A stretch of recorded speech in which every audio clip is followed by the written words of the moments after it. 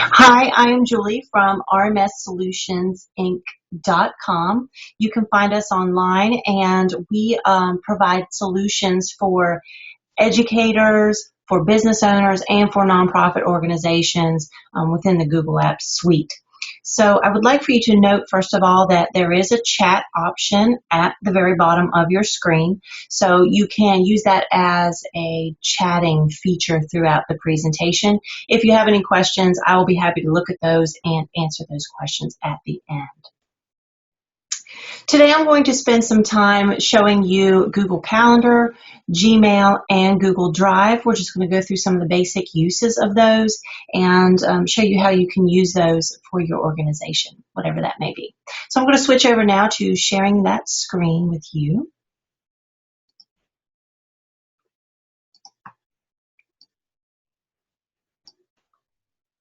Okay, and right now I am showing you what a typical Google email would look like when you first log in. I have made some changes, so just be aware that some of the changes that you see here that you may not have on your own Gmail screen, I can share with you how to set those up.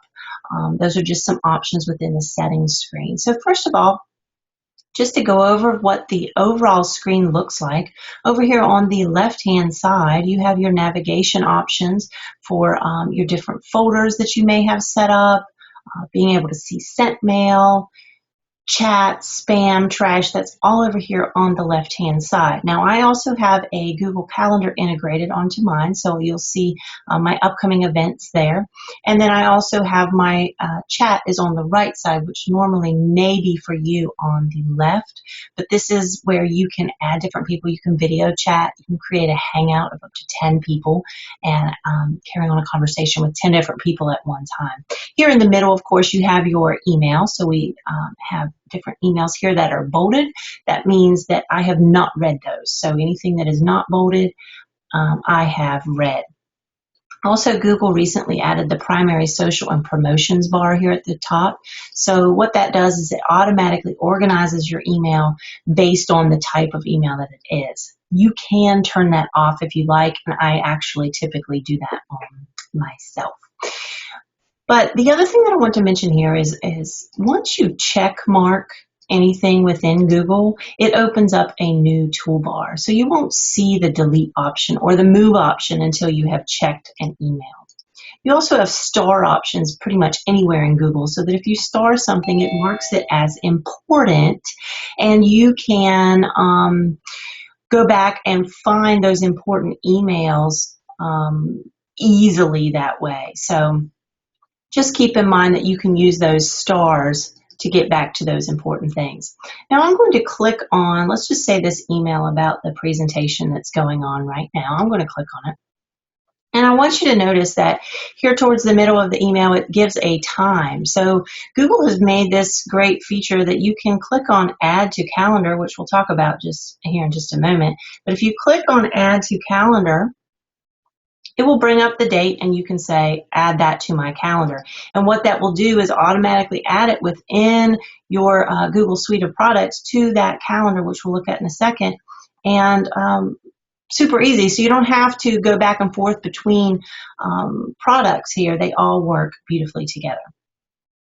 The other thing that I want to mention is over here on the right-hand side for any of the emails that you have, there is a More option. So if I click on More, you have several options here, including Forward. You can report that as spam. So if it's email that you don't want to see and it's not marking it as spam, you can report it. You can mark it as unread, various options in here as well. A lot of people miss that little arrow, so that's important to note. I also do want to note as you come down to the bottom of any email, you can click here to automatically reply. All right.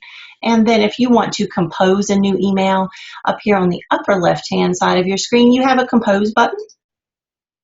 If we click on compose, you'll notice that automatically it comes to the to box. And if I type in a name of someone that I would like to email, I can click on that email if they are automatic or if they are already in my contacts window.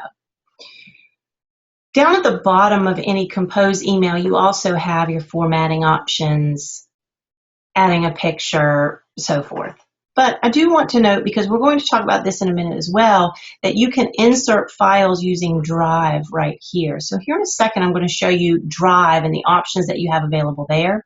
Just keep in mind that that little button is right there for you, and that can be quite handy when you're using all of the products here in the suite together. I'm going to close that. And let's make sure I talked about everything that I wanted to. I did. And let's move on now to Calendar. Now, if you are in a Google Apps for business or Google Apps for education or even apps for nonprofit, your screen could look a little bit different. It may have a black bar across the top. And if you see a black bar across the top, you may see a button there for Calendar. If you see that, go ahead and click on it. But if you're on a regular Gmail screen like I am right now, I'm going to click on this Apps button over here at the right. And one of my options in here will be Calendar. So let's go ahead and click on Calendar. So here we are. You see that I have a few options here selected or added to my calendar of things going on. Here's my Google Apps presentation that I'm giving right now, and that is in blue. Well, you also see that I have a soccer game over here scheduled, but it's in a different color, and that's because I have two different calendars set up, okay? And you can see your different calendars right over here on the left. The great thing about having multiple calendars is I can click on one and turn it off, and notice that my bubble went away. So this is fantastic. If you have 15 different calendars, you can overlap all of your events and know exactly which ones work well together. This is great if you are using Google Apps for business and you have multiple employees. You all have different calendars. You can overlap those calendars once they're shared with each other. And you can see who has meeting times available. And you would see the other employees in your organization. Their calendars would show up here under other calendars because they would share that with you. And you would have access to see their calendar. And once they do that, their calendar bubbles will show up in here as well. So you could turn them off if you didn't want to see all of those, and you would just see your own. Okay, so that can be a very handy tool. Now think about, calendars can be great for adding all of your events that you have coming up. You can have a calendar for sales meetings. You can have a calendar for when your different employees will be working. There's all kinds of different ways that you can use in a Google Calendar. Across the top of your screen, I also want to note you can switch between day, week, month, a 4-day view, and even an agenda view. So depending on how you work best, you might want to change those options there. But now what I'm going to do is I'm going to actually show you some of the options that you have for creating an event. You can come over here and click the Create button, or you could come over to Wednesday. Let's say we have a meeting at 9 a.m. So I'm going to go Wednesday, 9 a.m., and just click right there, and it creates a bubble for me. I'm just going to say that I have a meeting here in the What box, and I'm going to say that it does go on the Julie LaChance calendar because it doesn't involve a soccer game. But I want to add more details on that event. So I'm going to click the link for Edit Event, and this window or this option will open. So I can change the title of that event. I can change the date and time. You also have an option here to select that it lasts all day, which means it starts at 12 a.m. and ends at 11:59 p.m. The problem with that, keep in mind, is if you're sharing calendars with other people in your organization, at midnight, if they have their calendar on their phone and they have it set to remind them of everything, it will give them an alert at midnight. So I've run into that with some people before. So please keep that in mind. If you're sharing your calendars and those are important dates and times, you may want to keep it off of the all-day option. Then you have an option to repeat as well. So you can repeat it weekly. So if you have a meeting every Friday with someone, you can say, I'm meeting with you weekly, and you can say, oh, after 6 occurrences, we're not going to meet anymore. So it will set it up that way for you. And right down here is your check to make sure that you set that up correctly. So it will tell you weekly on the fourth Wednesday, or monthly on the last Wednesday, or something like that if you switch it around. So that's your check to make sure that you actually set that right. And then you can click done once you do a repeat. Then you would add where it is. This great feature, add a video call. So if you're having a meeting, maybe you're not meeting in person, but you can add this video call, and it will email the person when it's time for that particular event with a link to the video chat. So if you're using the Google Suite, it will put you right into a Hangout, which is pretty fantastic. There, of course, you select your calendar, a description of that event if you want, set up your reminders, and so forth.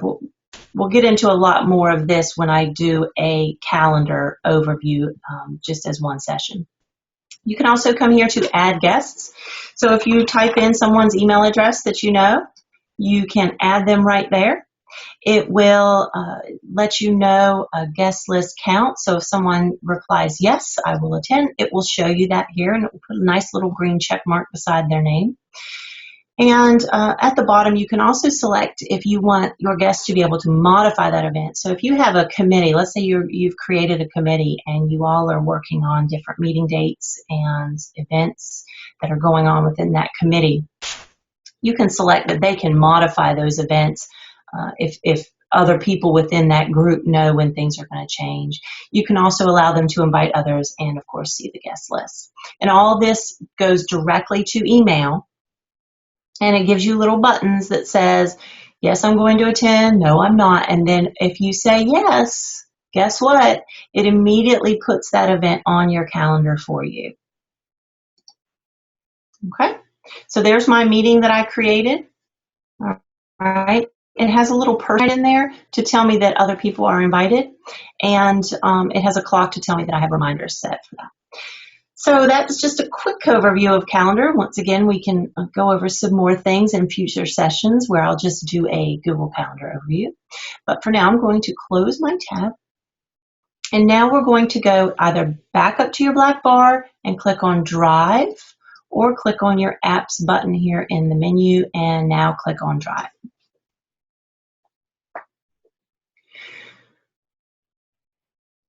What I want you to think about with Drive is that it's your communication area for documents, for spreadsheets, for presentations, and for surveys. So all of your typical things that you might do, say, with the Office suite, you can do most of that in here as well. I'm going to show you some reasons here in a moment of why you would like to use it online or in the cloud rather than on your desktop. It is going to put all of your documents here in this middle location. It looks very similar to your email, same sort of setup. So think of it that way. As documents are created, they show up here in the middle. You can come over here to My Drive and add folders. So if you'd like to sort them out into specific folders for yourself, you can add those there. You can click on Shared with Me and see any documents that someone has shared with you, and I'll explain that a little further here in a minute. There's that starred option. Remember the star from email? You can see it right here in Docs as well. So once you click on a star, let me put one right here. If I click on starred, it will show you any documents that you have starred. So this is great for those documents that maybe you use every day or you use frequently. You can star them and find them very easily. You can also click on Recent and it will organize them into the most recently used documents. Right now what I'd like to do though is go through and show you the options you have for creating within here. So let's take a look at creating a document. I'm going to click on Document under the Create menu. And you'll see, hopefully, this looks very familiar to you. You have a very similar bar to what you would have in email or any word processing program. You also have your File, Edit, and View menu, which should be very familiar to most folks. And then you just have a cursor blinking right there, so you can go ahead and type away whatever it is that you are working on. And if you noticed, Right here it says all changes saved in Drive. Every change is automatically saved, so you don't have to worry about accidentally forgetting to push save. It automatically does it, and there really isn't another save button here, so it's automatically doing it. So if we watch right here,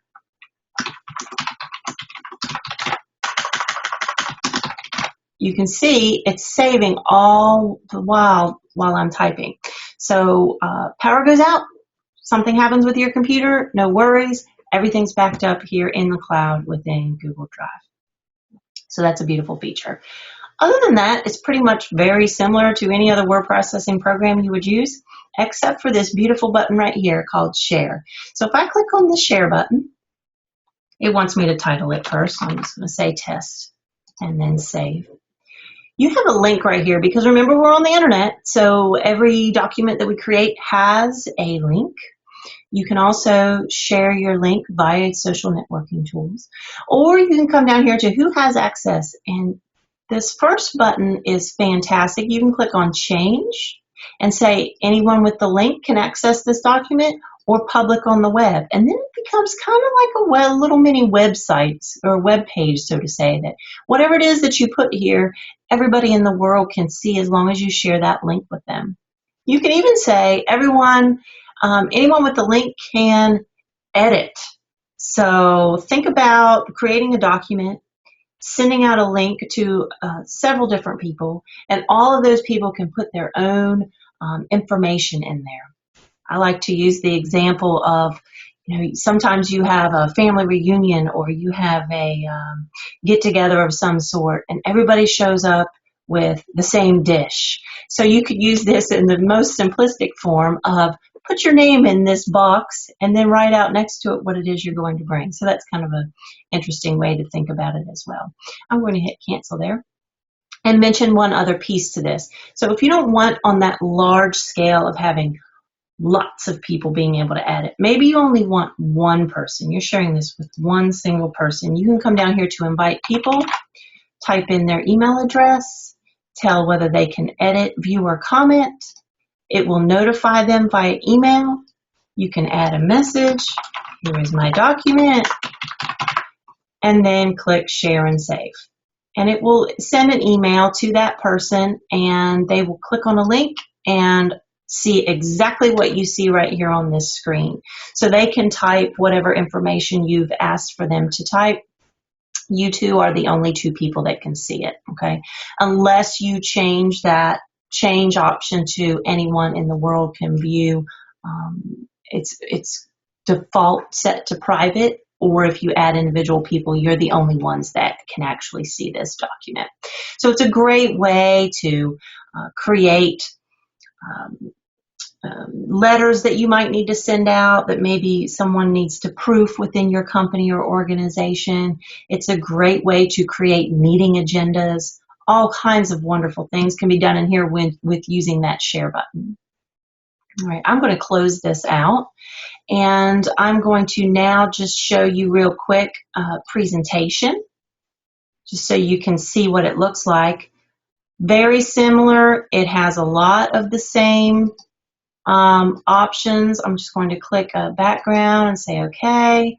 A lot of the same options that you may see in other presentation programs. Very similar bar. Change your transitions. There's add a picture. There's your text box. Undo, redo, new slide. Okay. Another great feature is if you're working with someone on a presentation, their name will come up here, and you can click on their name and a chat window will open. So you can work from a distance on this presentation together, chat and share your opinions and thoughts about different slides right here in the presentation window. So you don't have to go back and forth, or you don't even have to be on the phone. You can chat via voice, setting this up as well. So same thing here. You have the share button. It looks exactly like the one did in documents. So that is a fantastic way to create a presentation, especially if you're working with a group or a committee and everybody wants to have their own input. This is a great way to do that. I'm going to close that one. And now I want to show you another piece that a lot of people might use Google Drive, but they don't use this piece for whatever reason. And I think it's probably one of the best tools within Google Drive is the survey piece, otherwise known as forms. All right, so I'm going to click on one that I've already created.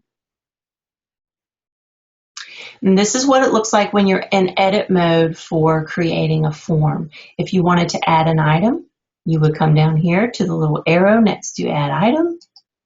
You would select whatever it is that you would want it for it to be. Let's go text. You would type your question. My simple question there. That's what the text just gives you a little sample of what the text would look like. You have all these options again that you can choose from for this survey question. I'm going to stick with text. You can say whether it's required or not, and then you click done. So I'm going to show you what this form would look like. There's my form. I picked that background earlier, and we can do a Google Drive forms. I could talk a whole hour on forms. So this is just a quick overview, but here's your Google Drive survey that I created. Let's say that we went through and answered the questions and hit submit. Well, what does it look like then? After I send out this link, everybody answers their survey. Let's go look and see what it looks like after that happens. What it does is it creates another spreadsheet. So here we have our form. You can tell by the two-lined icon right there. And here we have the spreadsheet of responses, and it has a little spreadsheet looking icon. So I'm going to click on this. And you'll see these are just responses that people have responded so far. Okay. So that's one thing that you can look at. Let's just think, let's say you use this for information, addresses, contact information, and so forth. You can easily filter this out because it works just like a spreadsheet. And again, this is just spreadsheet within the Google Drive suite. So you're in the cloud still. There's that beautiful share button we talked about earlier. Do all the same stuff in here. One thing that I do want to mention, I'm going to close this window and go back to the form, because if you don't, you have an option not to use the spreadsheet.